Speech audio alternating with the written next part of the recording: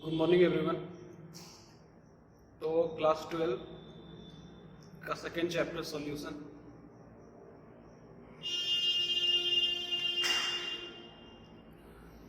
तो सॉल्यूशन क्या है कि होमोजेनियस मिक्सचर है, दो या दो से ज़्यादा कंपोनेंट हो सकता है इसमें।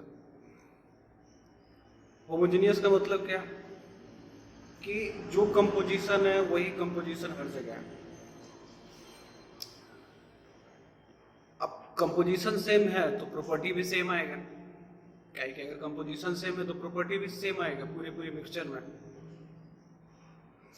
तो इसलिए सॉल्यूशन है मिक्सचर जिसका कि कंपोजिशन यूनिफॉर्म थ्रू आउट है, और कंपोजिशन यूनिफॉर्म थ्रू आउट इसलिए प्रॉपर्टी भी यूनिफॉर्म थ्रू आउट है। अब मिक्सचर है, सॉल्यूशन है, खास करके सॉल्यूशन। तो सॉल्यूशन में दो चीज होगा, एक होगा सॉल्यूट, दूसरा है सॉल्वेंट। तो सॉल्यूट वो है जो सॉल्वेंट में घुलेगा, यानी कि जिसका कम अमाउंट है वो रहेगा सॉल्यूट, और जो जिसका ज्यादा अमाउंट है वो रहेगा सॉल्वेंट। और जिसका ज्यादा अमाउंट है वही डिफाइन करेगा फिजिकल स्टेट को, कि जो फिजिकल स्टेट बनने वाला है वो वही डिफाइन करेगा जिसका ज्यादा क्वांटिटी है, तो सॉल्वेंट डिफाइन करेगा। अगर अब जो घुला हुआ है सॉल्वेंट में ही घुला हुआ है कंपोनेंट सब, तो जो कंपोनेंट सब है उसको बोलते हैं सॉल्यूट। सॉल्वेंट में जो घुला हुआ है कंपोनेंट सब उसको बोलेंगे सॉल्यूट।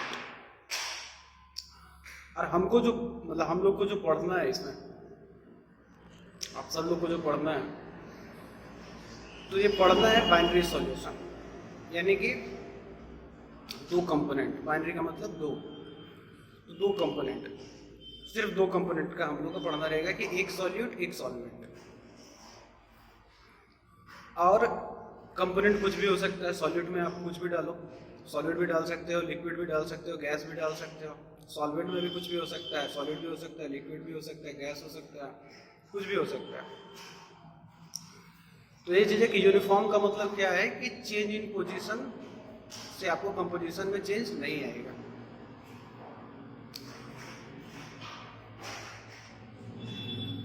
तो सॉल्यूशन का टाइप क्या क्या है? तो तीन टाइप का सॉल्यूशन। सॉल्वेंट पे डिपेंड करेगा, जैसा सॉल्वेंट वैसा सॉल्यूशन।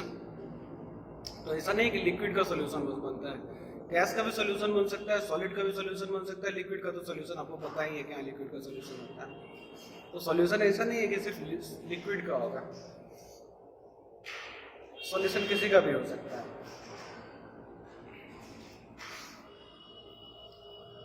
तो सॉलिड का सॉल्यूशन जो रहेगा उसमें क्या है, सॉल्वेंट जो है वो सॉलिड रहेगा।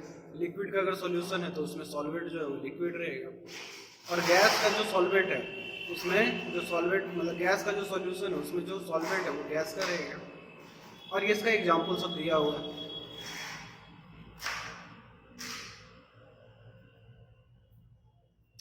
कि अब जैसे कि अगर गैसीय सॉल्यूशन का बात किया जाए कि उसमें सॉल्यूट और सॉल्वेंट दोनों गैस ही है, तो ऑक्सीजन और नाइट्रोजन गैस मान लो एयर में मिला हुआ है, तो ऑक्सीजन नाइट्रोजन दोनों मिलके अपना एयर में मिला हुआ है।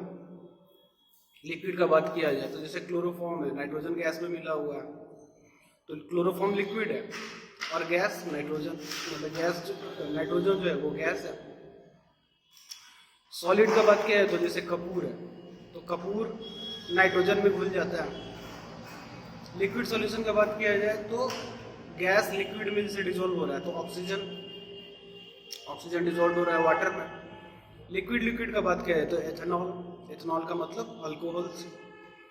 तो अल्कोहल जो है ऐसा और भी है, ऐसा नहीं कि अल्कोहल ही है, लेकिन कहीं अल्कोहल का मतलब कंजप्शन अल्कोहल नहीं, अल्कोहल एक प्रोडक्ट है जिसका कि एग्जाम्पल एथेनॉल है जो जनरल कंजप्शन में यूज करता है लोग। सही प्रोपोर्शन होना चाहिए। तो एथेनॉल डिसॉल्व इन वाटर, ये भी एग्जांपल है लिक्विड सॉल्यूशन का। सॉलिड इन लिक्विड का है तो जैसे ग्लूकोज हो गया, जो एनर्जी ड्रिंक हम लोग लेते हैं, तो ग्लूकोज डिसॉल्व इन वाटर। फिर गैस इन सॉलिड का बात किया जाए तो जैसे हाइड्रोजन पैलेडियम में, तो पैलेडियम क्या है, मेटल है, सॉलिड है, और इसमें घुला हुआ है कौन सा, तो हाइड्रोजन। लिक्विड सॉलिड का बात किया जाए तो अमलगम, अमलगम जब भी रहेगा तो वहाँ मरकरी आएगा, मतलब ऐसा नहीं कि मरकरी आएगा, लेकिन अमलगम में क्या है कि मेटल नॉन मेटल ऐसा करके बनाया जाता है। तो अमलगम में जैसे अगर देखा जाए तो इसमें लिक्विड मरकरी जब भी रहेगा तो लिक्विड स्टेट में रहेगा, और सॉलिड स्टेट में जो है वो सोडियम है। सॉलिड का अगर बात किया जाए तो कॉपर डिजॉल्व इन गोल्ड।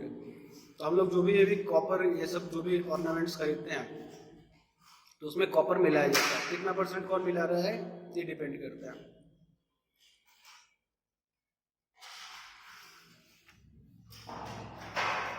अब क्या है कि अब ये तो पता चल गया कि हाँ कंसंट्रेशन है, सॉल्यूट कितना सॉल्वेंट में घुला हुआ है। तो सॉल्यूट कितना सॉल्वेंट में घुला हुआ है इसको बताने के लिए कंसंट्रेशन है। और कंसंट्रेशन को आप दो तरीके से दिखा सकते हो, या तो क्वालिटेटिवली दिखाओ नहीं तो क्वांटिटेटिवली दिखाओ। तो क्वालिटेटिवली में आप अगर बात करो तो सिर्फ दो चीज का होगा कि या तो डाइल्यूट नहीं तो कंसंट्रेटेड। तो डाइल्यूट का मतलब क्या है कि सॉल्यूट जब बहुत कम रहे सॉल्वेंट के हिसाब से, सॉल्वेंट जितना है अगर सॉल्यूट बहुत कम है तो डाइल्यूट है। कंसंट्रेटेड का मतलब क्या है कि सॉल्वेंट से हमेशा कम ही रहेगा सॉल्यूट जब भी रहेगा तो सॉल्वेंट से कम ही रहेगा, लेकिन यहाँ पे रिलेटिवली स्मॉल क्वांटिटी में था सॉल्यूट जो है डाइल्यूट में, सॉल्वेंट में बहुत कम क्वांटिटी में था। लेकिन जब कंसंट्रेटेड रहेगा तो सॉल्यूट का एक रहेगा, एक रिलेटिवली लार्ज क्वांटिटी रहेगा, सॉल्वेंट से कम ही रहेगा लेकिन रहेगा जितना हो सकता है। तो इसलिए क्वालिटेटिवली हम लोग नहीं कर सकते, कहे कि ठीक है आप डाइल्यूट बोले, कंसंट्रेशन बोले, कंसंट्रेटेड बोले तो ठीक है, लेकिन एकदम एग्जैक्ट वैल्यू चाहिए कि नहीं कितना सॉल्यूट कितना सॉल्वेंट में, कितना परसेंट सॉल्यूट कितना परसेंट सॉल्यूशन में। कहे कि जब भी आपको यूज करना है तो छोटा सा भी अगर गलती हुआ इधर उधर तो उससे कंपोजिशन बदल जाएगा, कंपोजिशन बदल गया तो प्रॉपर्टी बदल जाएगा, प्रॉपर्टी बदल जाएगा तो उसका इफेक्ट बदल जाएगा। तो इसलिए क्वालिटेटिवली पे हम लोग नहीं जा सकते हैं कि हाँ क्वालिटेटिव, तो क्वांटिटी पे जाना पड़ता है।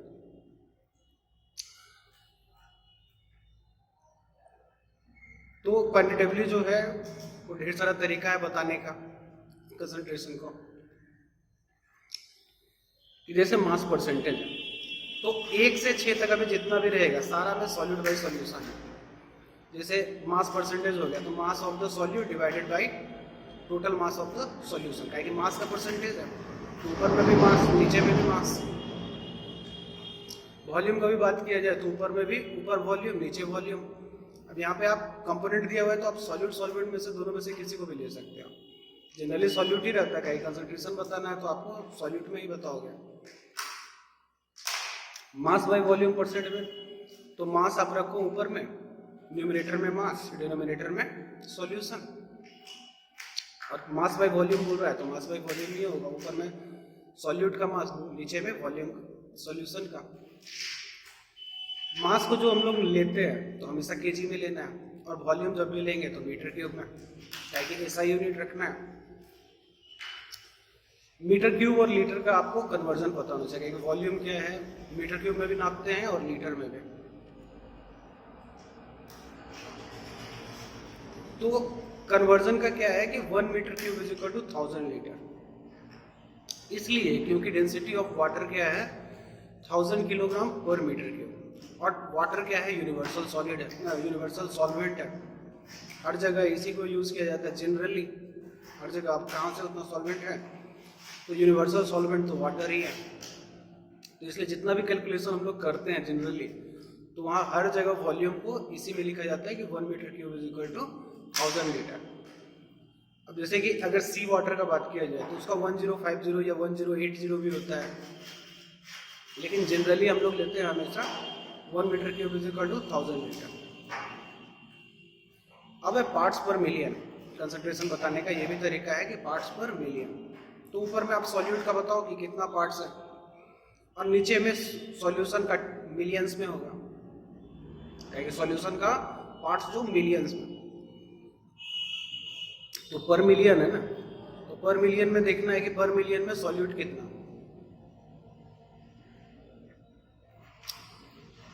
एक है मोल फ्रैक्शन का, तो मोल फ्रैक्शन आप सॉल्यूट का भी निकाल सकते हो और सॉल्वेंट का भी निकाल सकते हो। फार्मूला यही रहेगा कि number of moles of the component divided by total number of the components, यानी कि सॉल्यूशन में जितना मोल है और न्यूमरेटर में आपको जिसको निकालना है।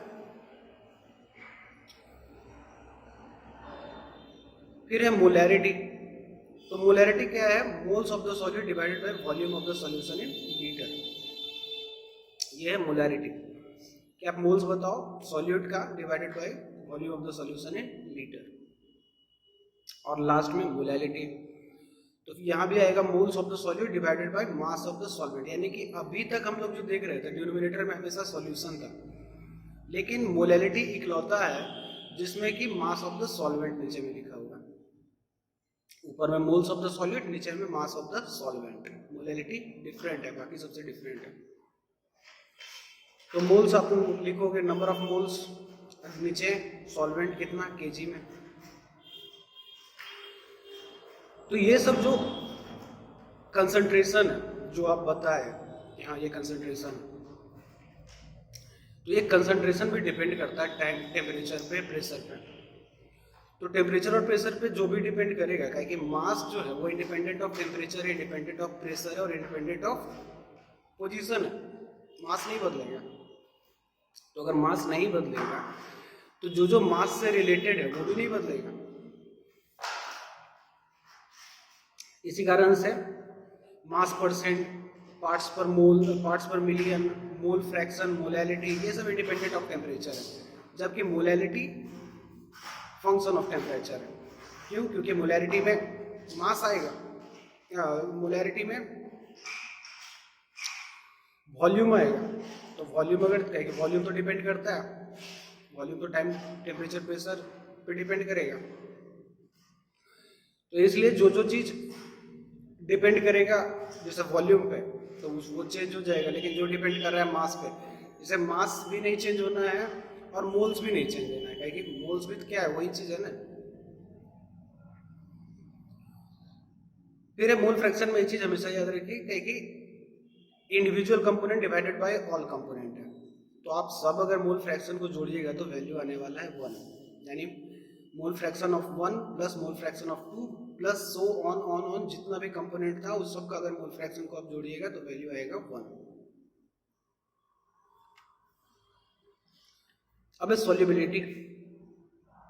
तो सॉल्युबिलिटी का मतलब क्या है कि मैक्सिमम अमाउंट ऑफ सॉल्यूट कितना सॉल्वेंट में मिलाया जा सकता है एट ए स्पेसिफाइड टेम्परेचर।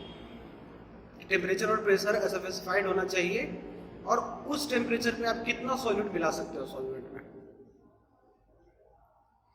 और ये डिपेंड करेगा नेचर पे कि सॉल्यूट और सॉल्वेंट का नेचर कैसा है।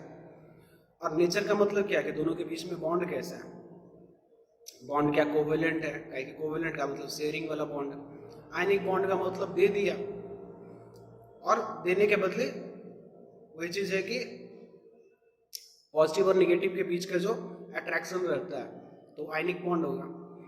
मेटालिक बॉन्ड का मतलब फ्री इलेक्ट्रॉन्स। तो डिपेंड करता है सॉलिड और सॉल्वेंट के बीच का जो सॉल्युबिलिटी है वो डिपेंड करेगा कि किस टाइप का बॉन्ड है सॉलिड और सॉल्वेंट के बीच में, और नहीं तो फिर डिपेंड करेगा टेम्परेचर और प्रेशर पे।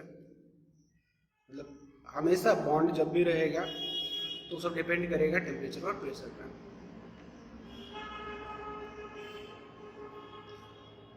अब है solubility of A solid in a liquid, यहां से अब चालू होगा।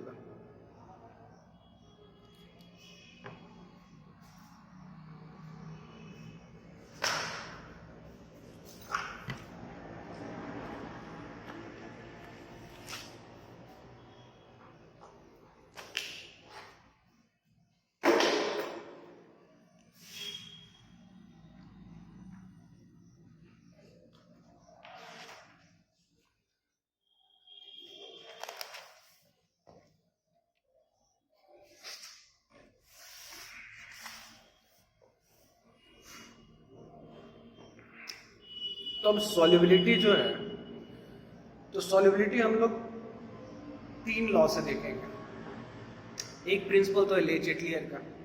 तो ले चेटलियर का प्रिंसिपल है सॉलिड का लिक्विड में, ये सॉलिड डिसॉल्व हो रहा है लिक्विड में, और ये रिलेशन है इंथैल्पी का टेम्परेचर के साथ, यानी कि और इंथैल्पी रहेगा तो यानी कि एक्सोथर्मिक या एंडोथर्मिक।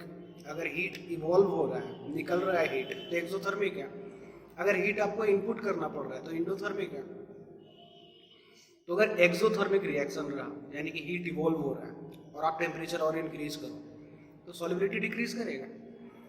लेकिन अगर रिएक्शन एंडोथर्मिक है यानी कि हीट को एब्जॉर्ब करना चाह रहे हैं और ज़्यादा हीट उसको एब्जॉर्ब करना चाह रहे हैं तो आप टेम्परेचर बढ़ाइए, हीट आप दे रहे हो तो सॉल्युबिलिटी इंक्रीज करेगा।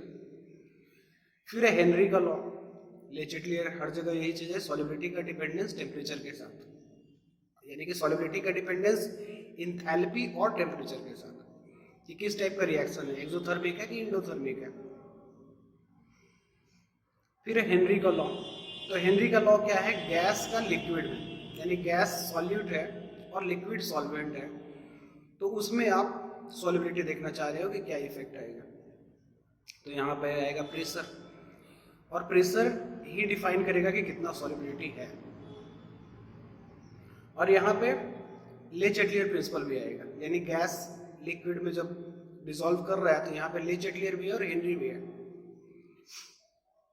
और यहाँ पे जब ले चेटलियर का मतलब हमेशा इंथैल्पी और टेम्परेचर, इंथैल्पी डिपेंड करेगा टाइप ऑफ रिएक्शन पे और टेम्परेचर तो जैसा भी आप वही चीज़ है कि अगर एक्सोथर्मिक रिएक्शन है आप टेम्परेचर इंक्रीज कीजिएगा सॉल्युबिलिटी डिक्रीज होगा, इंडोथर्मिक रिएक्शन है आप टेम्परेचर इंक्रीज कीजिएगा सॉल्युबिलिटी डिक्रीज होगा, सॉल्युबिलिटी इंक्रीज करेगा।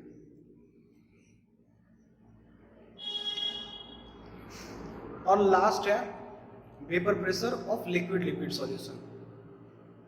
ये लिक्विड लिक्विड में डिसॉल्व हो रहा है तब क्या होगा, तो रॉल्ट लॉ, तो रॉल्ट लॉ और डाल्टन्स का लॉ ये दोनों मिलके होगा, Dalton's law of partial pressure, यानी टोटल जो प्रेशर होगा वो summation of individual partial pressure होगा।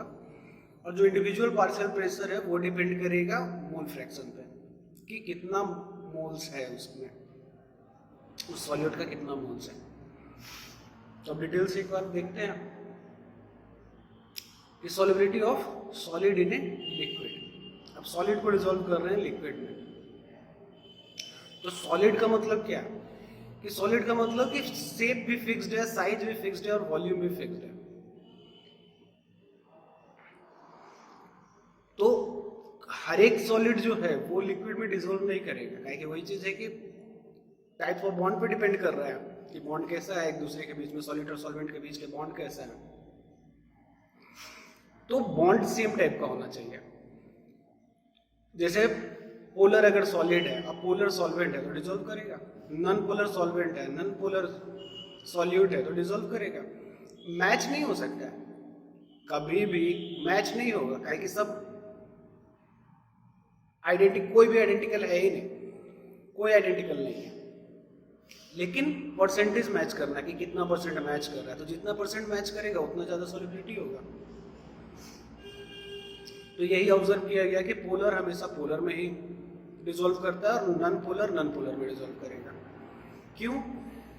क्योंकि डिफरेंस है बॉन्ड में, इंटरमॉलिक्यूलर फोर्सेस में। तो सॉल्यूट डिसॉल्व करेगा सॉल्वेंट में तभी जब इंटरमॉलिक्यूलर फोर्सेस सेम टाइप का होगा। और ये हर जगह है, सॉलिड को सॉलिड में डिसॉल्व करो चाहे सॉलिड को लिक्विड में डिसॉल्व करो, हर जगह यही आना है। तो जब आप सॉलिड को सॉल्वेंट में डिसॉल्व करोगे तो इस प्रोसेस को बोलते हैं डिसोल्यूशन। तो सॉलिड डिसॉल्व हो रहा है सॉल्यूशन में, तो इस प्रोसेस को बोलते हैं डिसोल्यूशन। अब क्या है कि जो डिसोल्यूशन का प्रोसेस है वो एक्सोथर्मिक है। अब डिसॉल्व हो गया, एक्सोथर्मिक रिएक्शन, टेम्परेचर बढ़ा, रैंडमनेस बढ़ा, तो पार्टिकल कोलाइड करना चालू किया, क्रिस्टलाइजेशन होगा। तो क्रिस्टलाइजेशन होने में क्या होगा कि सॉलिड फिर से बनना चालू हो जाएगा। और एक समय ऐसा आएगा कि ये क्रिस्टलाइजेशन और डिसोल्यूशन दोनों इक्विलिब्रियम में आ जाएगा, यानी कि इक्विलिब्रियम आ गया है। अब क्रिस्टलाइजेशन जितना हो रहा है उतना ही डिसोल्यूशन हो रहा है, और कभी भी क्लोज नहीं होगा, जब भी रहेगा तो क्लोज आइसोलेटेड सिस्टम ही होगा। तो क्या है कि सॉल्यूट का जो कंसंट्रेशन है वो हमेशा कांस्टेंट रहता है, क्या कि अगर इक्विलिब्रियम आ गया तो अब कंसंट्रेशन नहीं बदलेगा। तो टेम्परेचर और प्रेशर आप इंक्रीज डिक्रीज ये सब, मतलब टेम्परेचर और प्रेशर को अगर सेम रखा जाए तो वही कंपोजिशन हमेशा बरकरार रखेगा, क्योंकि जितना क्रिस्टलाइजेशन हो रहा है उतना ही डिसोल्यूशन हो रहा है। अब है सैचुरेटेड सॉल्यूशन। तो सैचुरेटेड सॉल्यूशन का मतलब कि जितना सॉल्यूट घुलना था उसमें घुल चुका, अब और सॉल्यूट नहीं घुल सकता है, अब सैचुरेट हो गया है। यानी सॉल्वेंट में आप और ज्यादा सॉल्यूट नहीं मिला सकते हो, मिलाओगे तो फिर क्रिस्टलाइजेशन होना चालू हो जाएगा, डिसोल्यूशन होगा नहीं। मतलब कि जिसको आप मिलाना चाह रहे हो वो मिलेगा लेकिन दूसरा निकल जाएगा, दूसरा ही पार्टिकल उसी टाइप का। तो ऐसा सॉल्यूशन जो रहेगा उसको सैचुरेटेड सॉल्यूशन बोलते हैं। टेम्परेचर प्रेशर कांस्टेंट है, इंक्रीज डिक्रीज कीजिएगा सॉल्युबिलिटी डिक्रीज इंक्रीज होगा, लेकिन at a temperature, at a definite temperature, at a definite pressure वो सैचुरेट हो गया है। अनसैचुरेटेड का मतलब क्या है कि उसमें सॉल्यूट अभी और मिलाया जा सकता है, किसी भी एक टेम्परेचर पे अभी अनसैचुरेटेड है उसमें आप सॉल्यूट अभी और मिला सकते हो। तो इसलिए कारण से कि सॉल्युबिलिटी जो होता है वो मैक्सिमम अमाउंट ऑफ सॉल्यूट कितना मिल सकता है सॉल्वेंट में, इसी को बोलते हैं सॉल्युबिलिटी। इस कंसंट्रेशन को, जो कंसंट्रेशन है कि डायनेमिक इक्विलिब्रियम आ गया है तो उस समय सॉल्यूट कितना है सॉल्यूशन में, इसी को बोलते हैं सॉल्युबिलिटी।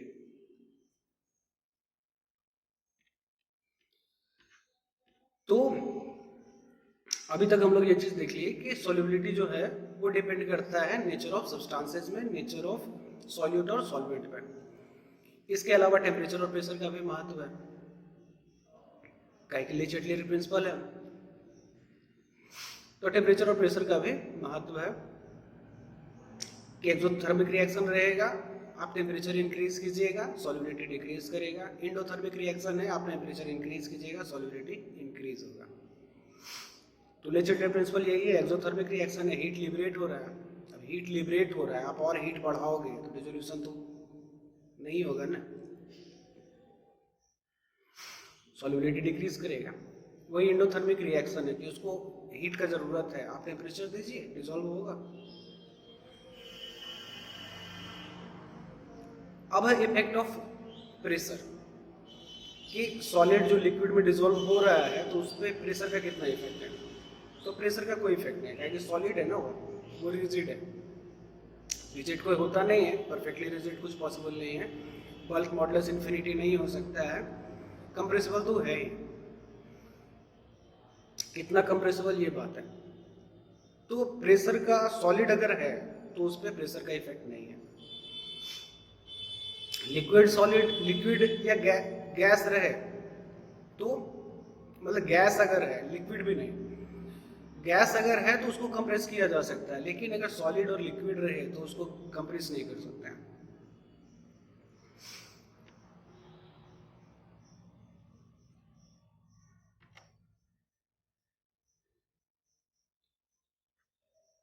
यानी कि दो चीज, टेम्परेचर और प्रेशर, यानी सॉलिड अगर डिसॉल्व हो रहा है लिक्विड में तो दोनों इफेक्ट देखना है, टेम्परेचर का भी और प्रेशर का भी। नेचर ऑफ बॉन्ड्स भी देखना है कि सॉलिड और सॉल्वेंट में बॉन्ड कैसा है। अब solubility of A gas in a liquid, कि अगर गैस को डिसॉल्व कर रहे हैं लिक्विड में तो सॉल्युबिलिटी कैसा।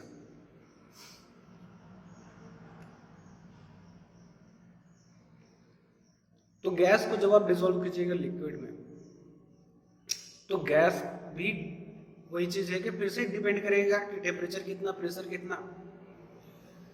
आप प्रेशर इंक्रीज कीजिएगा तो गैस ज्यादा डिसॉल्व करेगा, जैसे कि कोल्ड ड्रिंक का बोतल सब रहता है तो हाई प्रेशराइज्ड रहता है। जो भी आप ड्रिंक्स पीते हो, कोको कोला, थम्स अप, जो भी रहे, कार्बोनेटेड ड्रिंक्स जितना भी है, कार्बोनेटेड ड्रिंक्स का मतलब उसमें कार्बन डाइऑक्साइड मिला हुआ है अंडर हाई प्रेशर। तो कार्बोनेटेड ड्रिंक्स रहे चाहे कोई भी और भी ड्रिंक रहे जिसमें गैस को कंप्रेस करके लिक्विड में मिलाया गया है,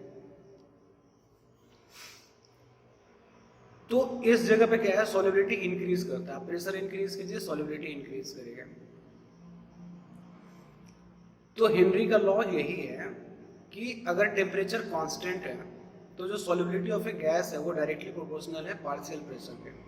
और पार्शियल प्रेशर का मतलब कि वो प्रेशर कि अगर वो गैस अकेले रहता, जितना अमाउंट में भी है, जितना अमाउंट में भी है, अगर वो अकेले रहता तो कितना pressure at the surface of the liquid वो एक्सर्ट करता है, इसी को बोलते हैं पार्शियल प्रेशर। तो अगर आपको मतलब कि अब, लेकिन वो इंडिविजुअल अकेले तो है नहीं, सब लोग हैं,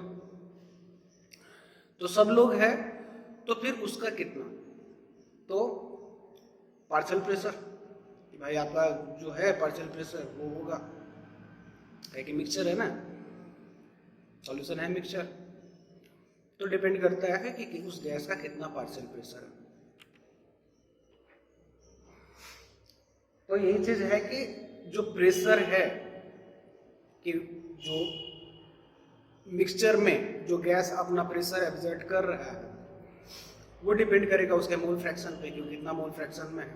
गैस डिसॉल्व हो रहा है लिक्विड में, तो ये भी डिपेंड, और गैस लिक्विड में डिसॉल्व हो रहा है और यही प्रेशर डिफाइन कर रहा है सॉल्युबिलिटी को भी, और सॉल्युबिलिटी को डिफाइन कर रहा है मोल फ्रैक्शन। तो प्रेशर प्रोपोर्शनल है मोल फ्रैक्शन के, जितना ज्यादा प्रेशर उतना ज्यादा मोल फ्रैक्शन, यानी उतना ज्यादा सॉल्युबिलिटी। ये हेनरी का लॉ। तो जो कांस्टेंट ऑफ प्रोपोर्शनलिटी है उसी को बोलते हैं हेनरी कांस्टेंट। और हेनरी कांस्टेंट डिपेंड करेगा नेचर ऑफ गैस पे, कि डिफरेंट गैस का डिफरेंट नेचर, बॉन्ड अलग है, सबका अपना अपना बनावट है। तो हेनरी का कांस्टेंट भी डिपेंड करता है टेम्परेचर, मतलब नेचर ऑफ गैस पे। तो केज का वैल्यू एट ए गिवन प्रेशर हाइयर होगा तो सॉल्युबिलिटी लोअर होगा, कह के देख सकते हो। पीज सॉल्युबिलिटी है x से डिफाइन, तो x is inversely proportional to KH है, डायरेक्टली प्रोपोर्शनल टू pH है लेकिन इनवर्सली प्रोपोर्शनल टू KH है। टेम्परेचर की बात की जाए तो फिर से वही चीज है कि आप प्रेशर और टेम्परेचर क्या है, डायरेक्टली प्रोपोर्शनल है। तो प्रेशर बढ़ाओगे टेम्परेचर बढ़ेगा, और डिसोल्यूशन है एक्सोथर्मिक रिएक्शन, अगर एक्सोथर्मिक है तो सॉल्युबिलिटी डिक्रीज करेगा। ग्राफ में आप देख सकते हो कि मोल फ्रैक्शन इंक्रीज कर रहा है और इधर प्रेशर भी इंक्रीज कर रहा है, डायरेक्टली प्रोपोर्शनल है। और ये जो स्लोप बन रहा है वो KH रहेगा, KH जो है वो स्लोप है इस कर्व का,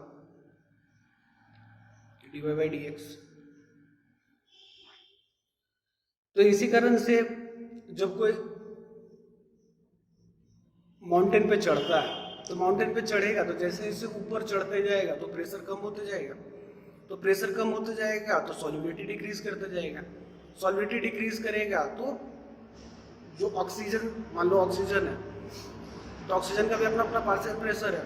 ऑक्सीजन जैसे 20% है, अब 20% में भी आप ऊपर चले गए तो डिजॉल्व सॉल्युबिलिटी कम हो गया है, तो ऑक्सीजन का लेवल भी कम हो गया है। तो इसलिए जब क्लाइंबर्स माउंटेन पे चढ़ता है तो उसका सॉल्युबिलिटी, मतलब उसको ऑक्सीजन लेने में दिक्कत होने लगता है, क्योंकि ऑक्सीजन ही कम है, सॉल्युबिलिटी वो है ही नहीं वहां पे ऑक्सीजन। तो इसलिए चल नहीं पाता है, लोग थक जाता है और सोच भी नहीं पाता है, मतलब और ये जो होता है उसको बोलते हैं एनोक्सिया। फिर है टेम्परेचर का, फिर से प्रेशर है टेम्परेचर भी है। तो टेम्परेचर जब भी है तो ले चटलियर प्रिंसिपल आएगा कि अगर एक्सोथर्मिक रिएक्शन है आप टेम्परेचर इंक्रीज कीजिएगा सॉल्युबिलिटी डिक्रीज करेगा, इंडोथर्मिक रिएक्शन है आप टेम्परेचर इंक्रीज कीजिए सॉल्युबिलिटी इंक्रीज करेगा। अब है वेपर प्रेशर का बात की, क्या है वेपर प्रेशर। तो वेपर प्रेशर वही चीज है कि ढेर सारा कंस्टिट्यूएंट है गैस का एक क्लोज चैम्बर में, और लिक्विड का सरफेस भी है। तो लिक्विड के सरफेस पे इंडिविजुअली हर जो गैस है अपना जो प्रेशर एक्सर्ट कर रहा है उसी को बोलते हैं पार्शियल प्रेशर। तो liquid solution are found when solvent is a liquid. कोई भी लिक्विड सॉल्यूशन तभी बनेगा जब सॉल्वेंट लिक्विड का है। अब उस सॉल्यूट में कुछ भी हो सकता है, सॉलिड गैस का रहे, लिक्विड का रहे, सॉलिड का रहे, आगे पूरी थे सॉल्यूशन किसी का भी हो सकता है, जिसका ज्यादा अमाउंट वो सॉल्वेंट, जिसका कम अमाउंट वो सॉल्यूट। तो कोई भी सॉल्यूशन जो होता है तो उसमें क्या है कि वोलाटाइल कंपोनेंट्स भी होता है। तो वोलाटाइल का मतलब जिसको आप हीट दीजिएगा तो गैस बन जाएगा। तो जनरली होता है कि जो लिक्विड सॉल्वेंट है वो वोलाटाइल होता है, और जो सॉलिड है वो वोलाटाइल हो भी सकता है और नहीं भी हो सकता है।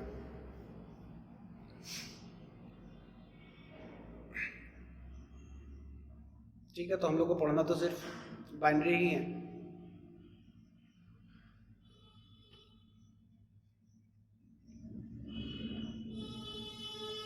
ठीक है, तो बाइनरी सॉल्यूशन में ही पढ़ेंगे कि दोनों का दोनों वोलाटाइल है, नहीं तो दोनों का दोनों वोलाटाइल नहीं है लेकिन सॉल्वेंट वोलाटाइल है।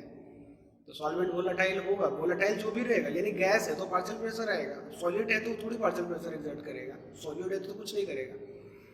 अगर गैस है तभी पार्शियल प्रेशर एक्सर्ट करेगा। और इक्विलिब्रियम पे आ रहा है, डायनेमिक इक्विलिब्रियम पे, डिसोल्यूशन, क्रिस्टलाइजेशन, इवेपोरेशन, कंडेंसेशन। अब लिक्विड लिक्विड सॉल्यूशन के बीच का वेपर प्रेशर क्या है कि अब लिक्विड लिक्विड है और दोनों अगर वोलाटाइल लिक्विड है, इक्विलिब्रियम अटेन करेगा इवेपोरेशन का कंडेंसेशन में, कंडेंसेशन का इवेपोरेशन में। तो अगर मान लो कि दोनों का पार्शियल प्रेशर बताओ कि कितना पार्शियल प्रेशर, तो एक का पार्शियल प्रेशर P1, एक का पार्शियल प्रेशर P2, तो जो टोटल प्रेशर एक्सर्टेड मतलब total pressure in the chamber होगा वो होगा P। डाल्टन लॉ से आएगा P1 प्लस P2। और फिर रॉल्ट का लॉ बताएगा कि पार्शियल प्रेशर कितना, तो पार्शियल प्रेशर डिपेंड करेगा मोल फ्रैक्शन पे कि कितना मोल फ्रैक्शन है उसका।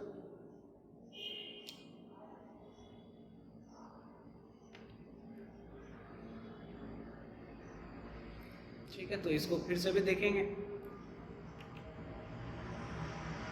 कि मान लो कंपोनेंट 1 है तो वो जो प्रेशर एक्सर्ट करेगा वो अपने मोल फ्रैक्शन के प्रोपोर्शनल में, और जो प्रोपोर्शनलिटी ऑफ कांस्टेंट है वो P01 है, यानी कि एकदम प्योर सॉल्वेंट है। कंपोनेंट 1 का प्योर सॉल्वेंट कितना एक्सर्ट करता पार्शियल प्रेशर, उसी को बोल रहे हैं P01, कि मिक्सचर है ना, एक से ज्यादा कंपोनेंट। वैसे ही जो P2 रहेगा, यानी मिक्सचर में जो पार्शियल प्रेशर आएगा सेकंड कंपोनेंट का वो रहेगा P02 इंटू X2। तो P02 यानी कि एकदम रियल सॉल्वेंट, और X2 का मतलब मोल फ्रैक्शन कितना है उसका मिक्सचर में। तो यही है Dalton law of partial pressure, कि अगर आपको निकालना है कि मिक्सचर है आपका, उसमें टोटल प्रेशर कितना आएगा, तो P1 प्लस P2 रहेगा।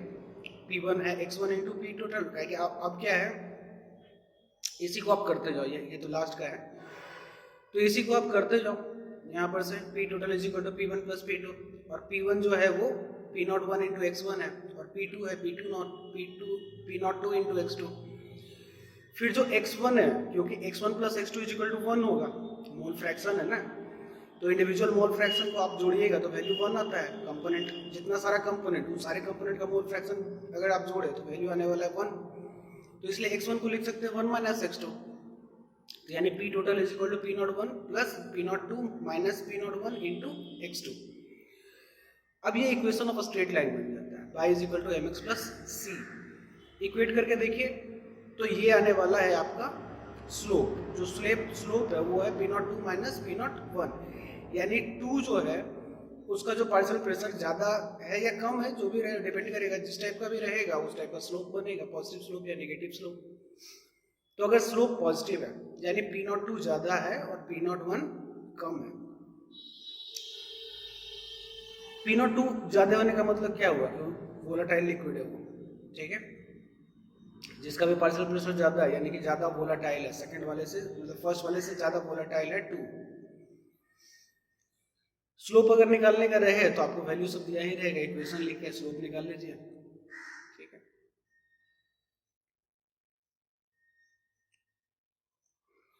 अगर टोटल प्रेशर आपको दिया रहे, कि ये हुआ टोटल प्रेशर निकालने के लिए, कि आपके पास इंडिविजुअल प्रेशर दिया हुआ रहे और आपको टोटल प्रेशर निकालना है तो कैसे निकलेगा। अगर टोटल प्रेशर दिया रहे और इंडिविजुअल प्रेशर निकालना है तो मोल फ्रैक्शन से मल्टीप्लाई कीजिए टोटल को, तो आपको इंडिविजुअल प्रेशर निकल जाएगा कंपोनेंट का, कितना कोई भी कंपोनेंट कितना इंडिविजुअल प्रेशर दे रहा है।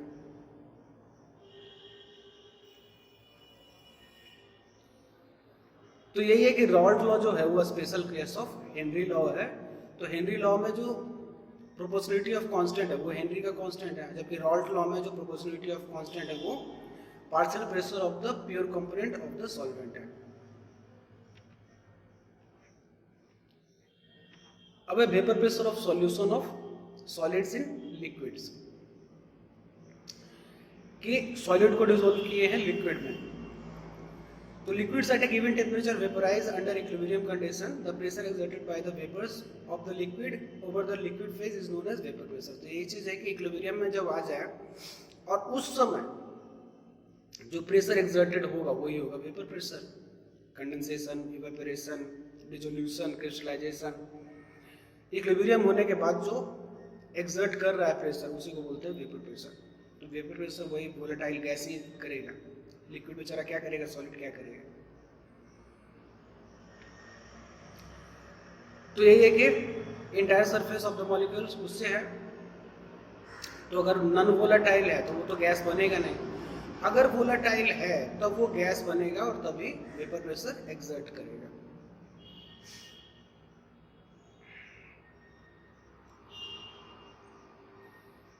तो कभी भी सॉल्यूशन का जो वेपर प्रेशर आएगा वो प्योर सॉल्वेंट से हमेशा कम रहेगा। काहे कि सॉल्वेंट आप मिला रहे हो, तो सॉल्वेंट मिलाओगे तो सॉलिड को सॉल्वेंट में जो कुछ भी मिलेगा वो सॉल्वेंट तो होगा नहीं। अब सॉल्वेंट होगा नहीं तो आप उसको मिलाओगे तो जो भी अब सॉल्वेंट में घूम रहा है, मतलब कि जा रहा है, तो उसका ऑलरेडी ज़्यादा ही उसका ज़्यादा कंसंट्रेशन है सॉल्वेंट का। तो कभी भी जब भी आएगा तो अगर पूरा सॉल्वेंट अगर अकेले रहता तो पार्शियल प्रेशर ज़्यादा होता, इसलिए सॉल्यूशन का जो पी टोटल आता है वो इंडिविजुअल प्योर सॉल्वेंट से, मतलब प्योर सॉल्वेंट का जो पार्शियल प्रेशर आएगा वो सॉल्यूशन के पार्शियल प्रेशर से हमेशा ज़्यादा रहेगा।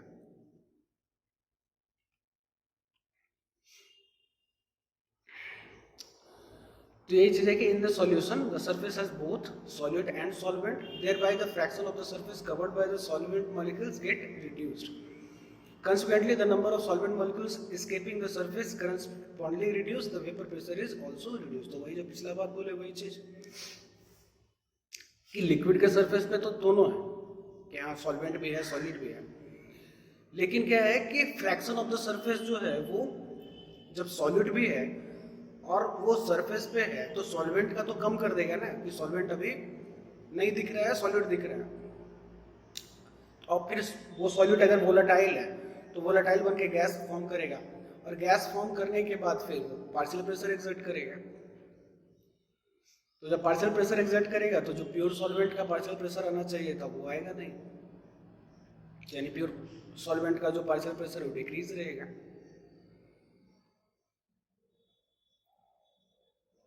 तो यही है रॉल्ट का भी लॉ, रॉल्ट लॉस यही है।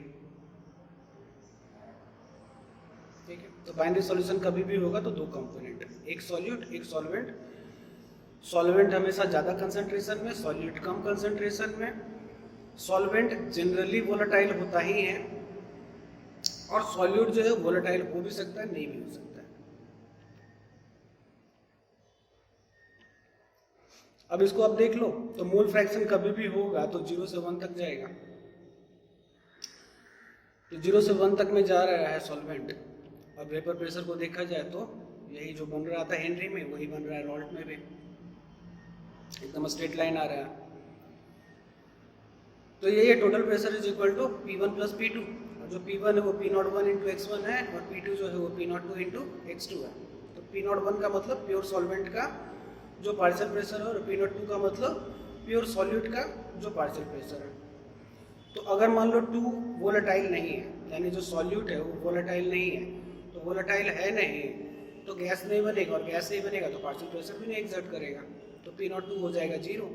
इसलिए जो टोटल प्रेशर रहेगा वो सॉल्वेंट का ही प्रेशर रहेगा। और कितना सॉल्वेंट है, x1 कितना है, मोल फ्रैक्शन कितना है, उसका कंसंट्रेशन कितना है, इस पर डिपेंड करेगा टोटल प्रेशर।